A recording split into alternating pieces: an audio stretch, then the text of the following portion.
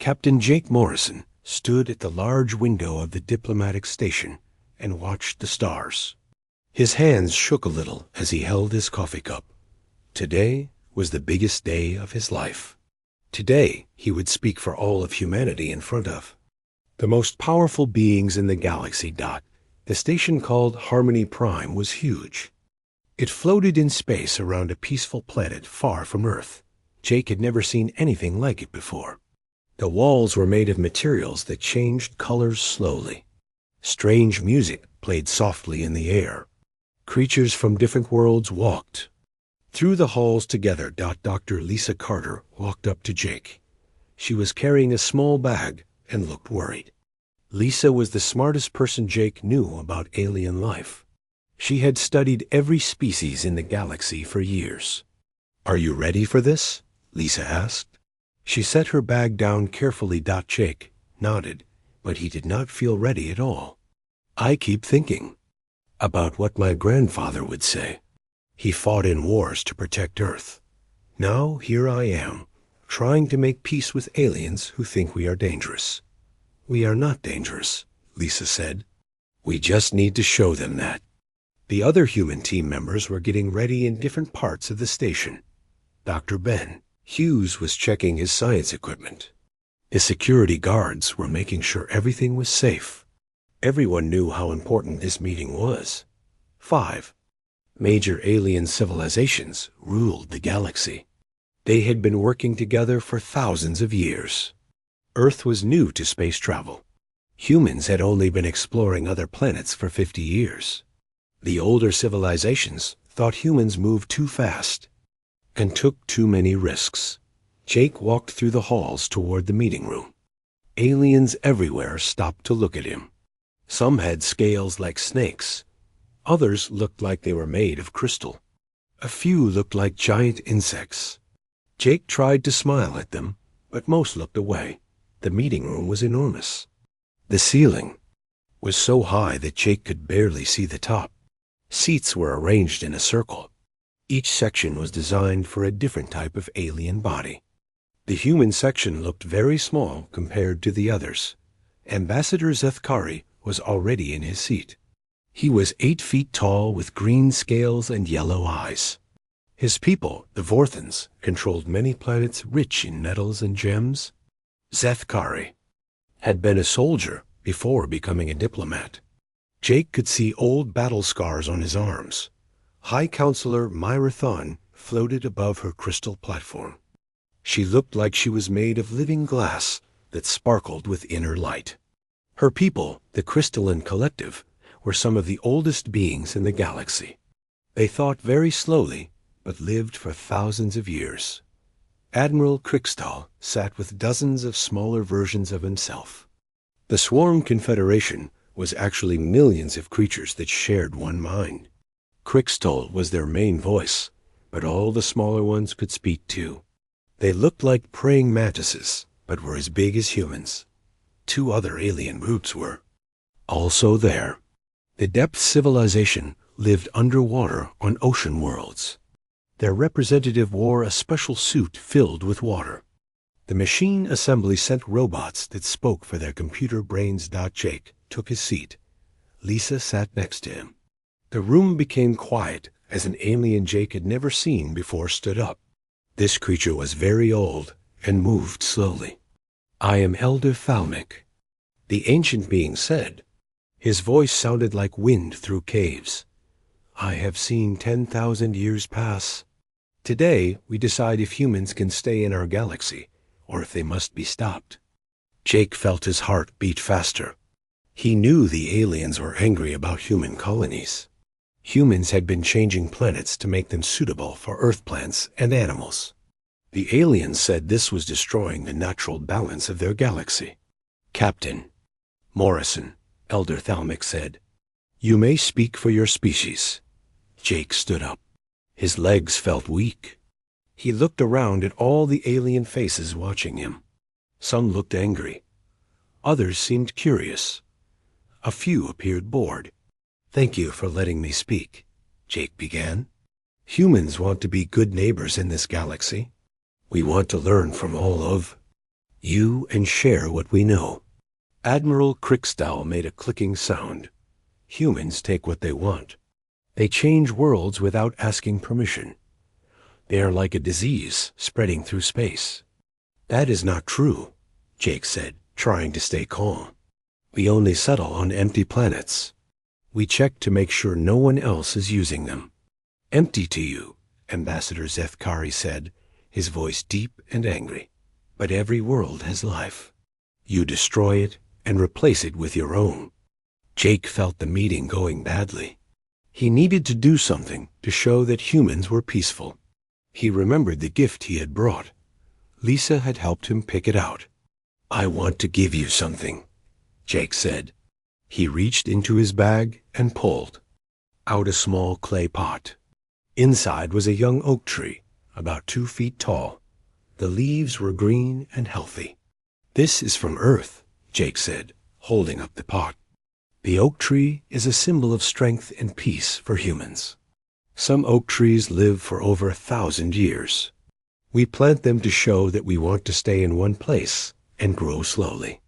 I give this to all of you as a promise that humans want to be part of your galactic family.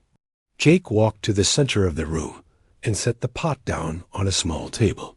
The tree looked very small in the huge space, but its leaves seemed to glow under the strange lights. A nice gesture, High Counselor Myra Thawne sighed. Her voice sounded like singing crystals. But words and symbols do not change actions. Jake was about to respond when something terrible happened. Ambassador Zethkari suddenly grabbed his throat and made choking sounds. His yellow eyes rolled back in his head. He fell from his chair and began shaking on the floor. High Counselor Myra Thawne started making high-pitched noises. Cracks appeared in her crystal body, spreading like spider webs. Light leaked out of the cracks, and she began to dim. Several of Admiral Crickstall's smaller bodies collapsed. The big admiral made buzzing sounds of alarm. Poison, he shouted. The humans have poisoned us. Chaos filled the room. Alien security guards rushed in with weapons drawn. Medical teams ran to help the sick aliens. Alarms started ringing throughout the station. Jake stared in horror at the oak tree. He could not understand what was happening. It is just a tree, he shouted. It cannot hurt anyone. But no one listened to him. Security guards grabbed Jake and Lisa. Other guards surrounded the remaining humans. Arrest all humans on this station, Elder Thalmec commanded. His ancient voice was full of anger. They have committed an act of war. No, Jake yelled as they dragged him away. It was an accident. We would never hurt anyone. Lisa looked terrified as guards took her in a different direction. Jake, the tree must have chemicals that are toxic to them. We did not know. Dr. Hughes ran into the room, but security stopped him. Let me help them, he shouted. I am a doctor. The humans planned this attack, Admiral Crickstall said.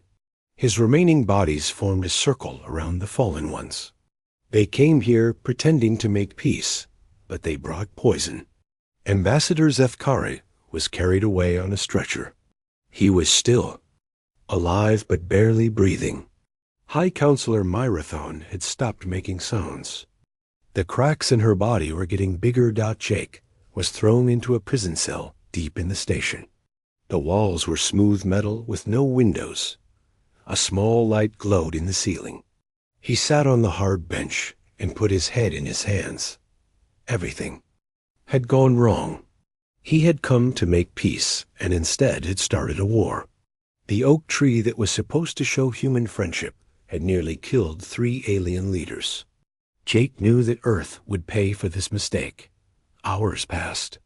Jake could hear aliens talking in the hallways. Their voices sounded angry and afraid. Ships were arriving at the station. Jake guessed they were warships coming to plan Earth's destruction. He thought about his home planet. Billions of humans lived there, not knowing that their newest diplomat had doomed them all. Children were playing in parks. Families were eating dinner together. Scientists were working to make life better for everyone. Soon, alien fleets would travel to Earth. The planet that had sent Jake to make friends would be destroyed because of a simple tree. Jake closed his eyes and wished he could take back the last few hours. But it was too late. The galaxy was preparing for war, and humanity had no idea what was coming.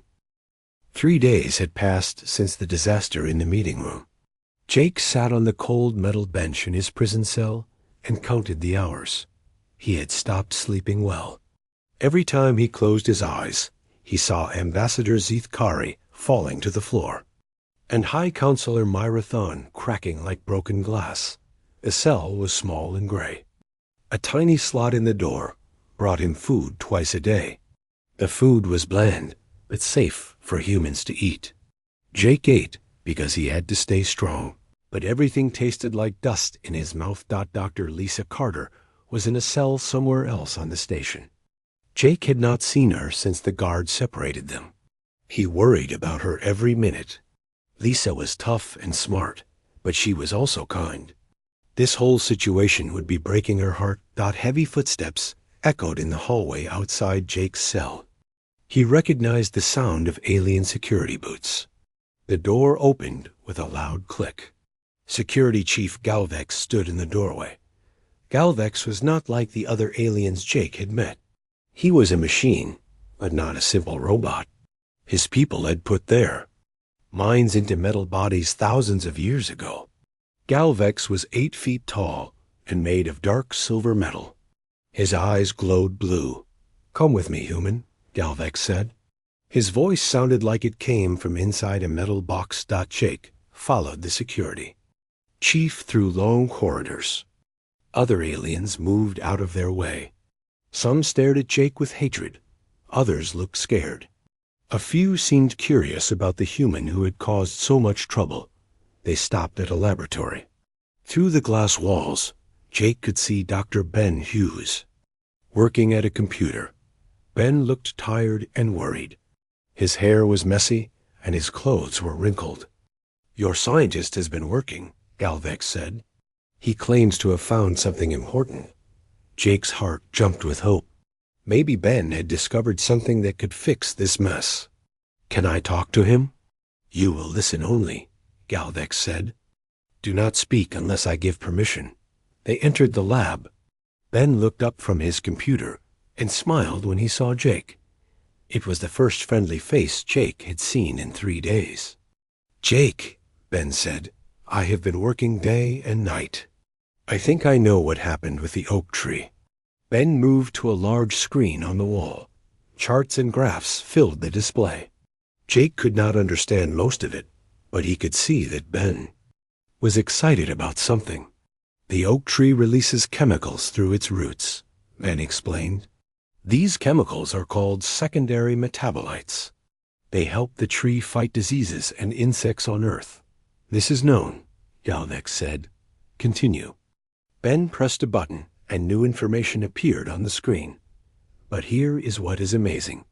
The chemicals that hurt Ambassador Zethkari are almost exactly like a medicine his people need. Jake frowned. "What do you mean?" "The Vorthans have been fighting a plague for 30 years, Ben said. "It attacks their breathing system. Thousands of Vorthans die from it every year. But the chemical from our oak tree could cure it completely." Jake felt confused. If it could cure them, why did it make Zethkari sick? "Because his body was not ready for it," Ben said. "It is like giving someone a very strong medicine all at once. It can help them, but the shock might hurt them first." Ben changed the screen again. "And High Counselor Myrathon's people have an even bigger problem. Their species is dying out. They cannot have children anymore because of genetic damage from an old war. But the oak tree makes chemicals that could fix their genes." "You are saying the tree that nearly killed them could save them?" Galvex asked. "Yes," Ben said, "and that is not all. The Swarm Confederation drones did not collapse because they were poisoned. They collapsed because the chemicals were making their shared mind stronger. Their brains could not handle the sudden increase in connection. Jake sat down heavily in a chair. So the oak tree was not trying to hurt them. It was trying to help them. Exactly, Ben said. But there is something even more incredible. I studied the chemicals more carefully. They are not random. It is like the oak tree evolved specifically to help these alien species. That is impossible, Galvex said. Earth and these worlds never had contact before humans discovered space travel. Ben smiled. That is what I thought too. But then I found something in the old galactic databases. Millions of years ago, before any of our civilizations existed, there was another species. They spread life across the galaxy. They took samples from many worlds and mixed them together. Jake felt his mind spinning. You are saying that Earth has life from the same source as their worlds? Yes, Ben said. Earth went through many disasters. Ice ages, asteroid impacts, volcanic eruptions. These disasters forced life on Earth to evolve differently. The oak tree evolved to make chemicals that could help life survive. But those chemicals also happened to help the problems that other species face. Galvex was quiet for a long minute. His blue eyes flickered as he processed this information. If this is true, why do humans not know about these healing properties? Because we never needed them, Ben said. Humans evolved alongside these plants. We are immune to most of their effects. But for other species, these plants could be like miracle cures. Jake stood up and walked to the window. Outside, he could see alien ships arriving at the station. More ships came every hour. Soon there would be enough firepower to destroy Earth completely. Have you told the alien leaders about this? Jake asked. Ben looked sad. I tried. But they think it is a lie. They believe humans are making up stories to save themselves. A new voice spoke from the doorway. That is not entirely true. Jake turned to see a creature he had never met before. She was about 6 feet tall and looked like she was made of flowing water. Her skin was blue-green and seemed to move like waves. She wore a suit that kept water flowing around her body. I am Healer Silandra of the Depth Civilization, she sighed. Her voice sounded like water over stones. I have been studying your scientists' work. Galvex stepped forward. You should not be here without permission. I have permission from Elder Thalmic, Silandra said. He wants to hear all evidence before making final decisions. She moved closer to Ben's computer. Your discoveries match our own ancient records. My people keep histories that go back millions of years. We remember the Cedars, the ones who spread life across the galaxy. The Cedars? Jake asked. They were the first intelligent species, Silandra explained. They traveled to every world that could support life. They planted seeds and mixed genetic material from different planets. They wanted to make sure life would survive, even if some worlds were destroyed. Ben nodded excitedly. That explains everything. Earth was one of their experimental worlds. They put life from many places there and let it evolve naturally. But Earth was special, Silandra continued. It faced more disasters than most worlds. Life there had to become very strong and adaptable. The plants learned to make chemicals that could help many different types of life survive. Jake felt hope for the first time in days. So the oak tree was not a weapon. It was actually trying to heal them. Yes, Silandra said, but there is a problem. The other leaders do not want to hear this. They are afraid that humans are too dangerous to trust. Even if your tree could help them, they think humans will use that power to control them. But that is not true, Jake said. We want to help. We want to be friends. Silandra's watery face showed sadness. I believe you. But belief is not enough. Ambassador Zethkari is still very sick. High Counselor Myrethon is in critical condition. The other leaders see only that humans brought something that hurt their people. Through the window, Jake could see more warships arriving. The space around Harmony Prime was filling with alien military vessels. Earth had no idea that destruction was coming. "How long do we have?" Jake asked. "The fleet will leave for Earth tomorrow," Galvex said. "Elder Thalmik has ordered the complete destruction of your whole world." Jake felt his knees go weak. Tomorrow? But there are billions of people on Earth. Children, families, scientists, artists. They had nothing to do with this. "War does not care about innocence," Galvex said. "Your people are seen as a threat to galactic peace." Ben looked desperate. "There has to be something we can do. Some way to make them understand." Silandra moved closer to Jake. "There is one chance. Elder Thalmik has agreed to let you speak one more time before the fleet leaves. You will have perhaps 10 minutes to save your world. 10 minutes to convince 5 angry civilizations not to destroy Earth." Jake said, "That is impossible." "Maybe," Silandra said, "but it is the only chance your people have." Jake looked out. At the gathering fleet, hundreds of alien warships floated in the darkness of space. Each one carried enough weapons to burn entire continents. Together, they could turn Earth into a dead rock in minutes. Somewhere on that distant planet, Jake's sister was putting her children to bed. His parents were watching the evening news. His friends were making plans for the weekend. None of them knew that their lives depended on what Jake said in the next few hours. "I need to see Lisa," Jake said. "I cannot do this alone."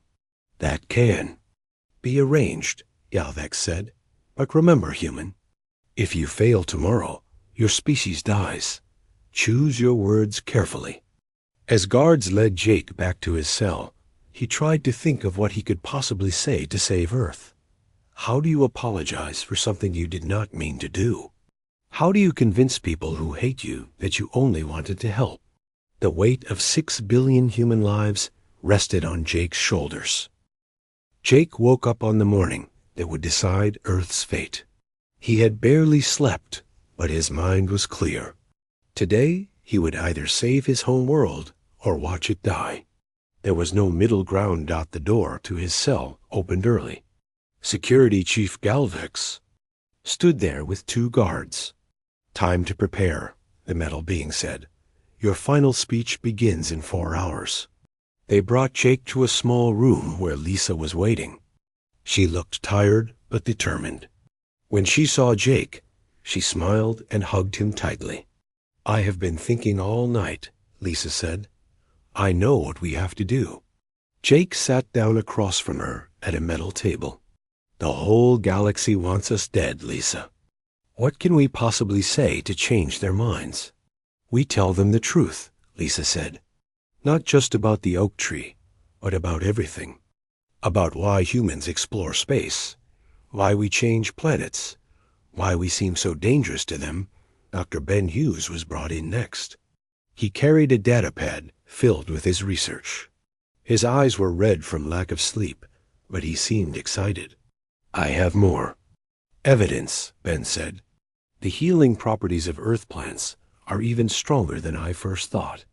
I found records of 17 different alien diseases that could be cured with compounds from Earth." Lisa leaned forward. "Ben, that is wonderful, but they do not trust us anymore. They think we are lying to save ourselves." A new voice spoke from the doorway. "Perhaps they are right to be suspicious." Healer Silandra entered the room. Her watery form moved slowly, and Jake could see sadness in her flowing features. "The other leaders have made up their minds," she said. "Admiral Krickstow wants immediate war.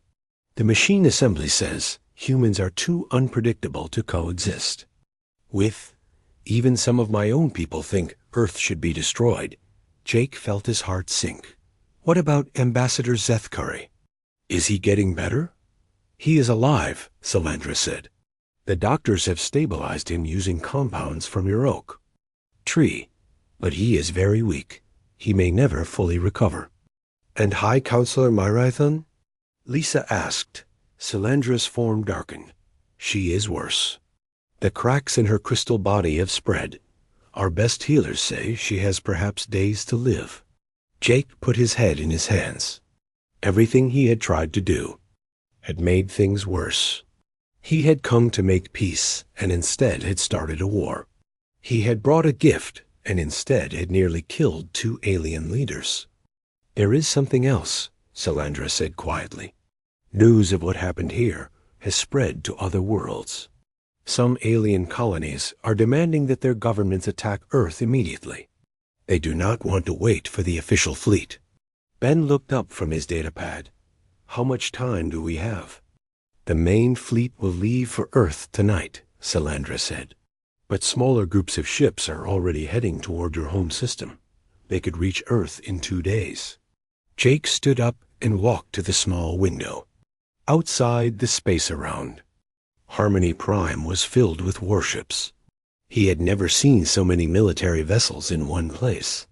The combined firepower could destroy 100 worlds. "Jake," Lisa said softly, "what are you thinking?" "I am thinking about my grandfather," Jake said. "He was a soldier in the old wars on Earth. He used to tell me that the hardest battles are not fought with guns. They are fought with words and courage." Jake turned back to his friends. "He also told me that when you make a mistake, you do not make excuses. You take responsibility and you try to fix it. But we did not know the tree would hurt them." Ben sighed. "It was an accident. That does not matter," Jake said. "We hurt them. People they love are dying because of something we brought. We have to own that." Lisa frowned. "Jake, if you admit guilt, they will definitely destroy Earth." "Maybe," Jake said. "But if I lie or make excuses, they will destroy Earth anyway. At least if I tell the truth, we might have a chance." Salandra moved closer to Jake. "What truth? Do you plan to tell?" Jake was quiet for a moment. Then he began to speak, slowly and carefully. "I plan to tell them that humans have been arrogant," Jake said. "We came into this galaxy thinking we knew what was best. We changed planets without asking permission. We expanded our colonies without considering how it affected others." "Jake, no," Lisa said. "That will make them angrier." "Let me finish," Jake said. "I also plan to tell them that we are sorry. Not just for the oak tree, but for everything. For being bad neighbors, for acting like we own space, for not trying harder to understand them." Ben shook his head. "They will see that as weakness." "Good," Jake said.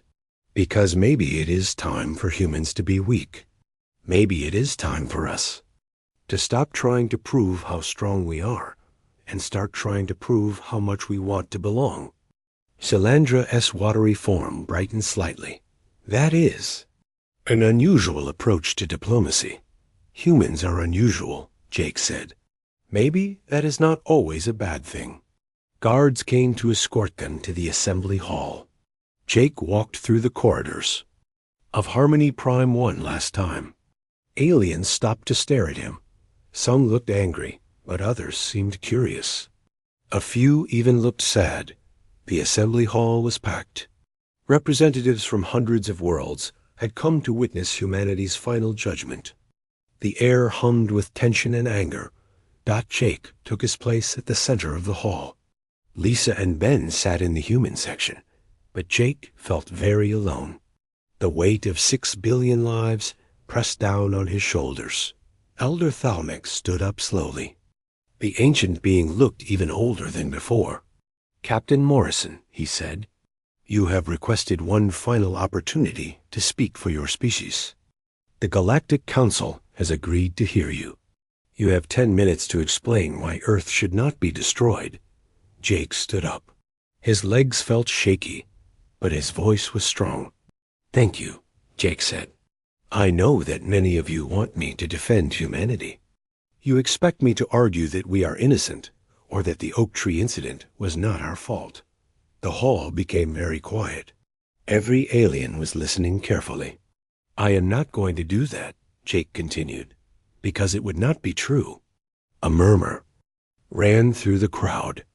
Several aliens leaned forward in surprise. Humans are responsible for what happened here, Jake said.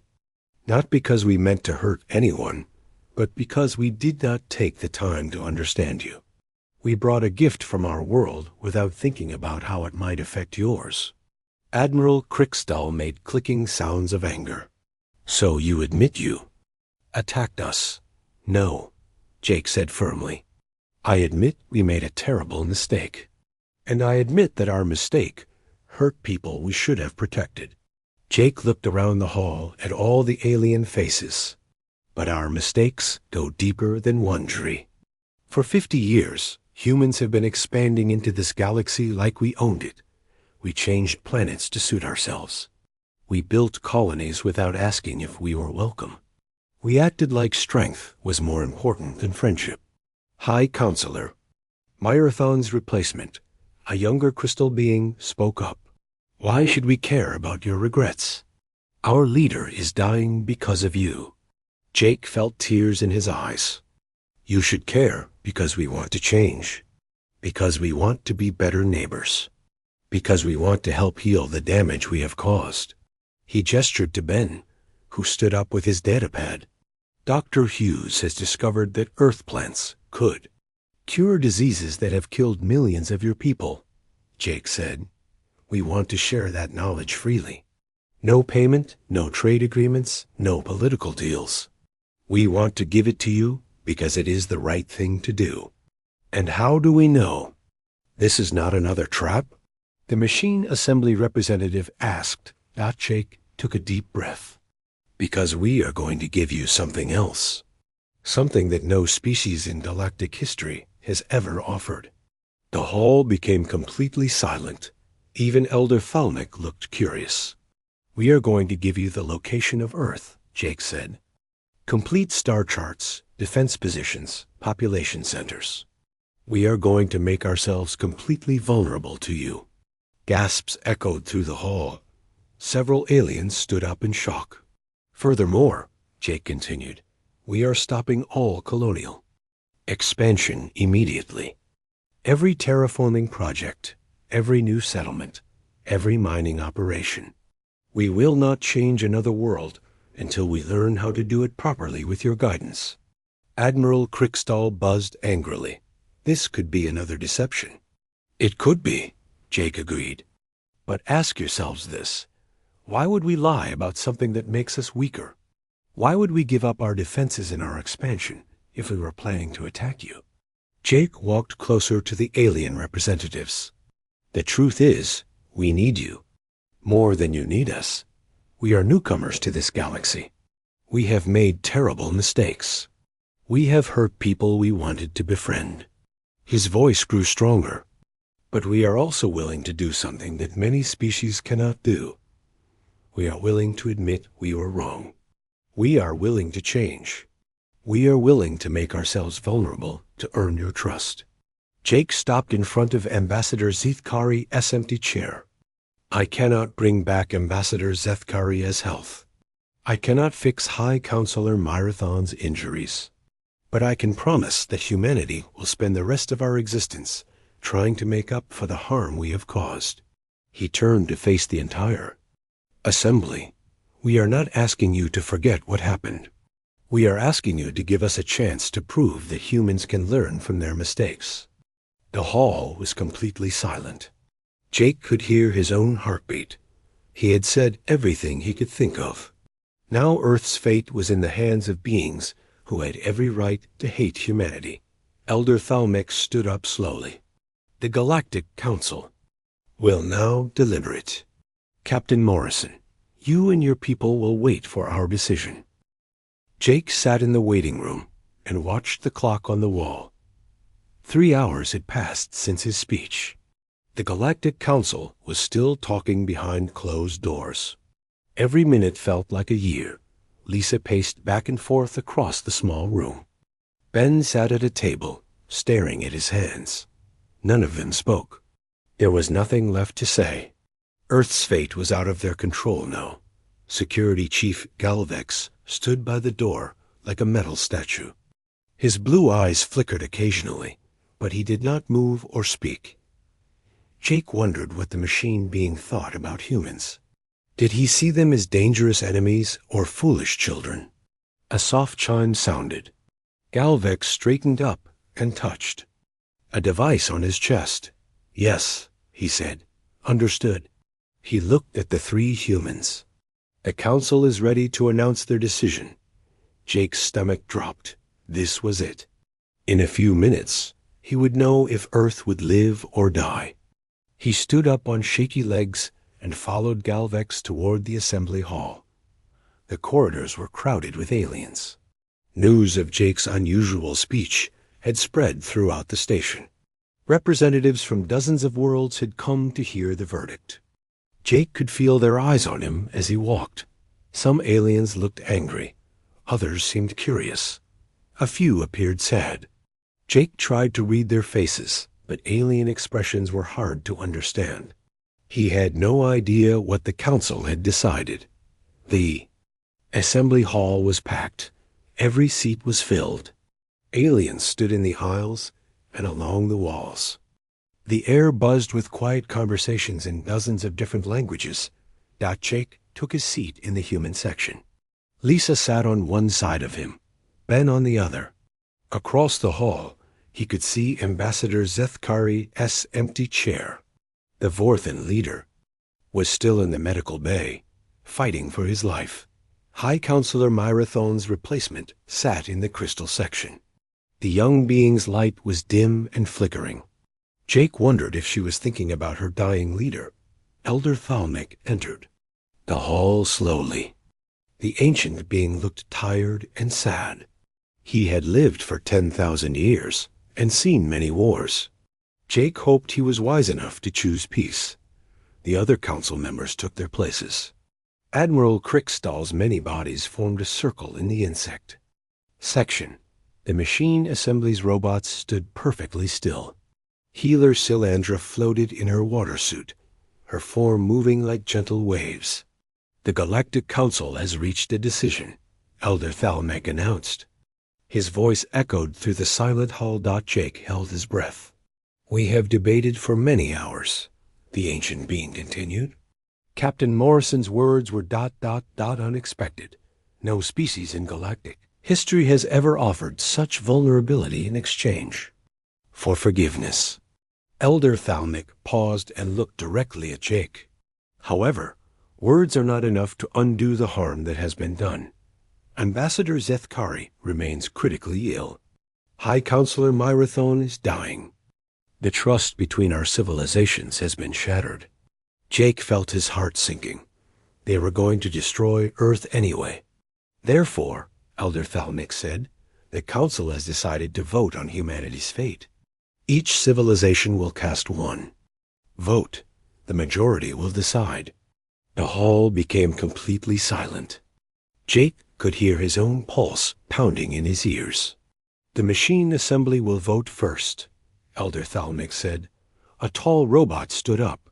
Its voice was cold and mechanical. The machine assembly has analyzed human behavior patterns. Humans are unpredictable and dangerous. However, their offer of vulnerability suggests they may be capable of learning. We vote for conditional survival. Jake felt a tiny spark of hope. One vote for humanity.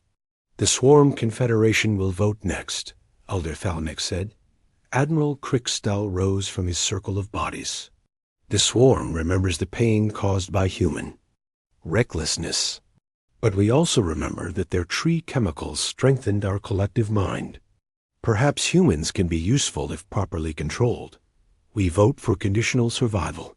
2 votes for humanity. Jake's hands trembled. The Crystalline Collective will vote next, Elder Thalmec said. The young crystal being stood up. Her light pulsed slowly as she spoke. High Counselor Myrathon is dying because of human ignorance. Our people cry for vengeance. But the human... Doctors' research shows that Earth plants could save our entire species from genetic extinction. She paused, and her light grew brighter. Myrathon's last words before she fell unconscious were about forgiveness. She said that hatred only creates more suffering. In her memory, we vote for conditional survival. 3 votes for humanity. Jake could barely breathe. The Vorthan Republic will vote next, Elder Thalmec said.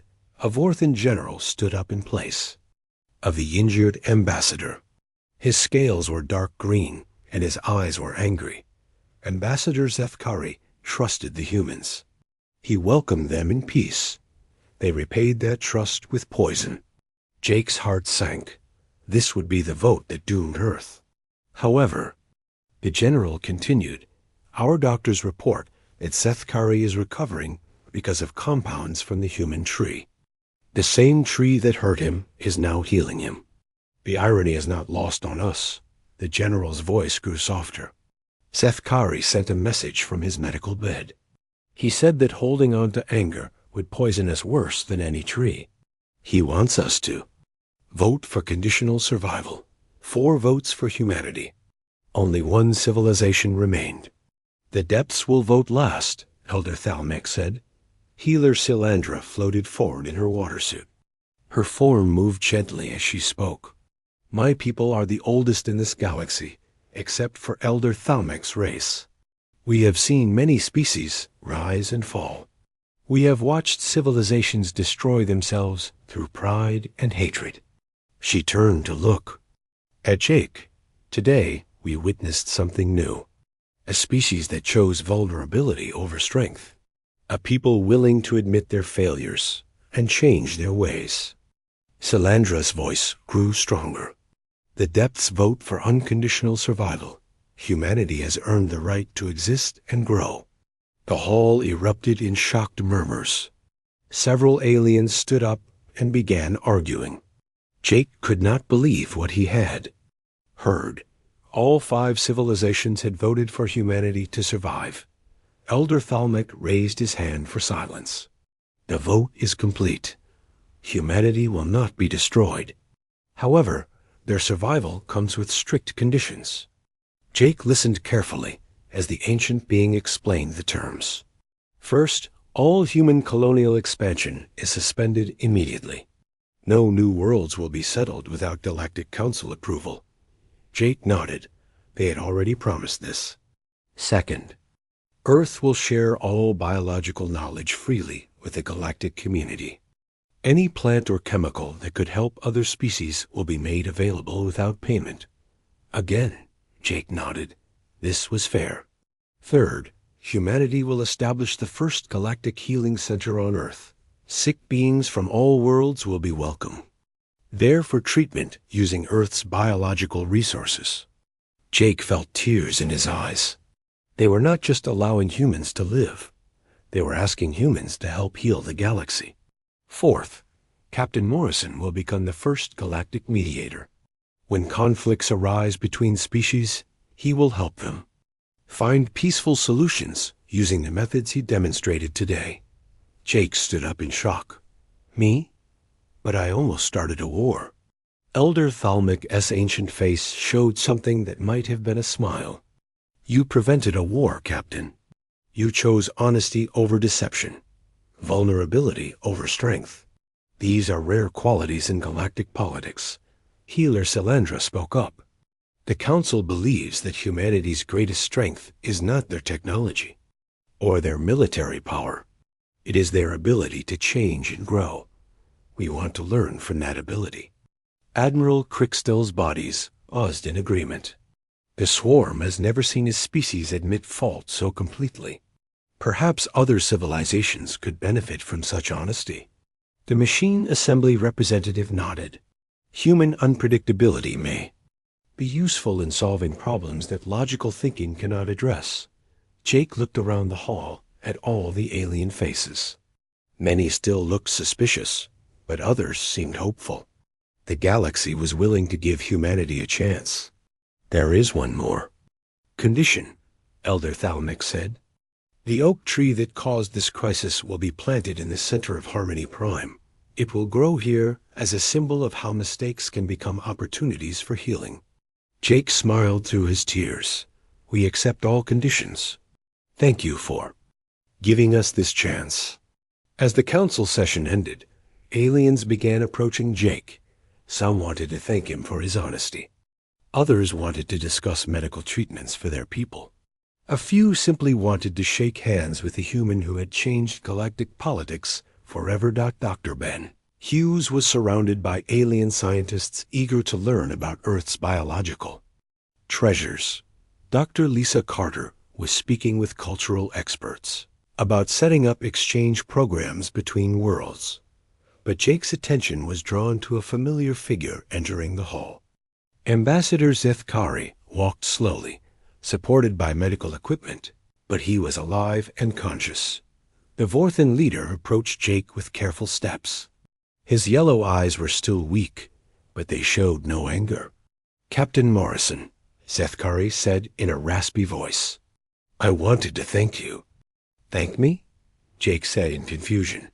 "I nearly killed you." "You saved me," Zethkari replied, "not just from the poison, but from my own pride. Your apology taught me something I had forgotten. True strength comes from admitting weakness." He extended his clawed hand to Jake. "I would be honored to call you friend." Jake shook the alien's hand and felt hope for the future. The galaxy was about to become a very different place, and humanity would help make it better. 1 year later, Jake Morrison stood in the garden at the center of Harmony Prime. The oak tree had grown taller and stronger. Its green leaves rustled in the artificial breeze created by the station's air systems. The tree that had almost started a war had become a symbol of peace. Ambassador Zethkari walked up beside Jake. The Vorthan leader had recovered completely from his poisoning. His scales were bright green again, and his yellow eyes were clear. He carried a small watering can made from Vorthan crystal. "Time to water our tree," Zethkari said with a smile. Jake watched as his friend poured clean water around the oak's roots. It still amazed him that the same tree that had nearly killed Zethkari was now treated like a precious treasure by the Vorthans. "Any word from Dr. Hughes about the new treatments?" Jake asked. "Excellent news," Zethkari replied. "The plague that killed so many of my people is almost gone.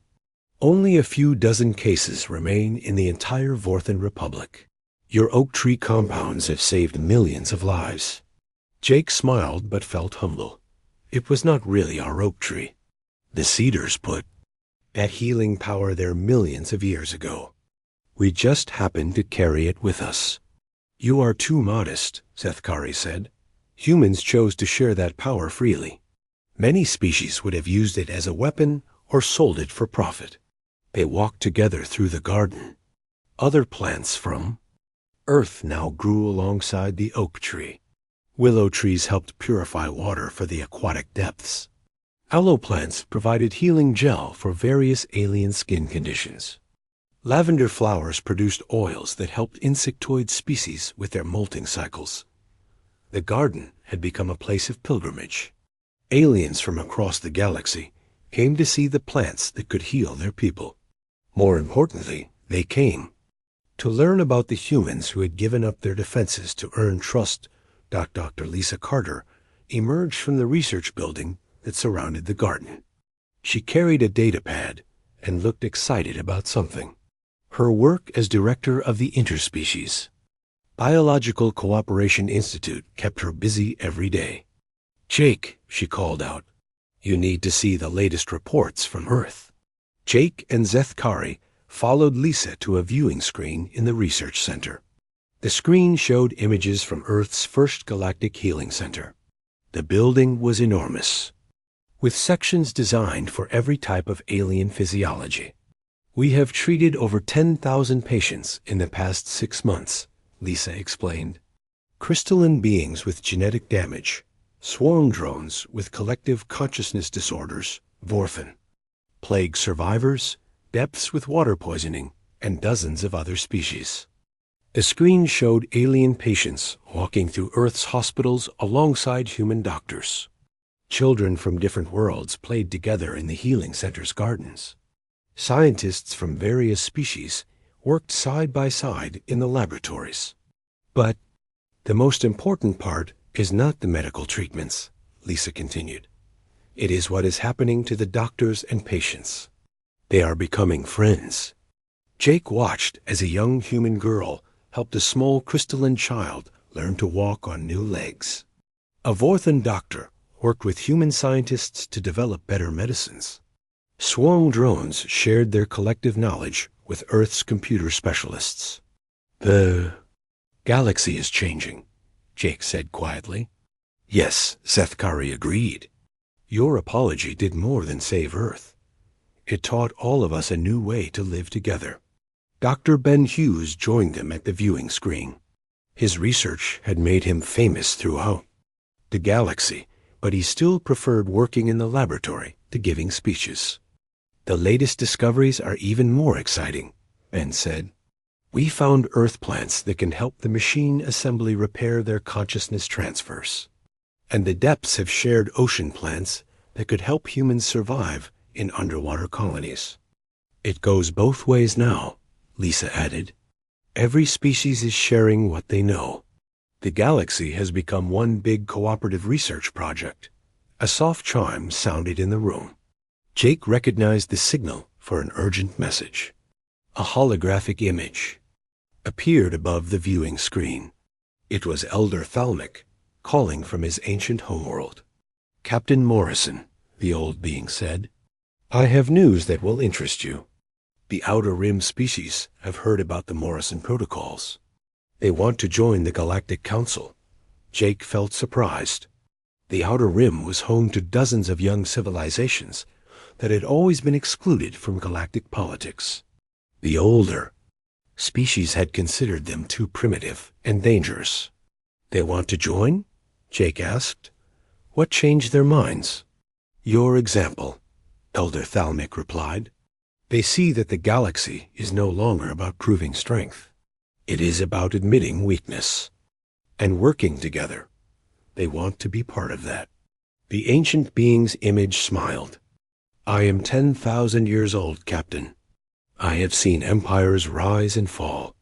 I have watched species destroy themselves through pride and fear. But I have never seen anything like what humanity started here. We just apologized, Jake said. Anyone could have done that. That is where you are wrong, Elder Thalnick said. Apology requires wisdom and courage. It requires putting the needs of others before your own pride.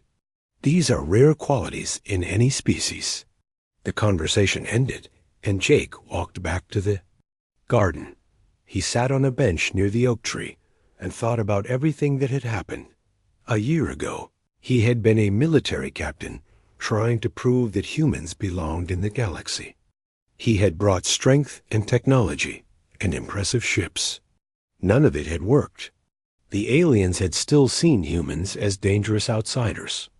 But when he had admitted human mistakes and offered vulnerability instead of strength, everything changed. The galaxy had not just accepted humanity. They had embraced human ideas about cooperation and healing. Healer Silandra approached through the garden paths. Her watery form moved gracefully between the earth plants. She had become one of Jake's closest advisors in his role as galactic mediator. The council meeting is starting soon, she reminded him. The Rigel conflict needs your attention. Jake nodded. Two species near the Rigel star system had been fighting over mining rights for decades. Under the old system, the stronger species would have simply taken what they wanted. But now they were asking for mediation using the Morrison protocols. What do you think the solution will be? Silandra asked as they walked toward the council chambers. The same as always, Jake replied. Both sides will have to admit their mistakes and find a way to share. It is amazing how many problems disappear when people stop trying to win and start trying to understand. They entered the council chambers where representatives from the fighting species waited. Jake could see anger and frustration in their faces, but he could also see hope. They had come here because they believed peaceful. Solutions were possible. The next few hours would be difficult. Jake would have to help both sides see past their anger and find common ground. He would have to convince them that cooperation would benefit everyone more than continued fighting. But Jake was no longer afraid of difficult conversations. He had learned that honesty and vulnerability were more powerful than any weapon. He had learned that admitting mistakes was the first step toward fixing them.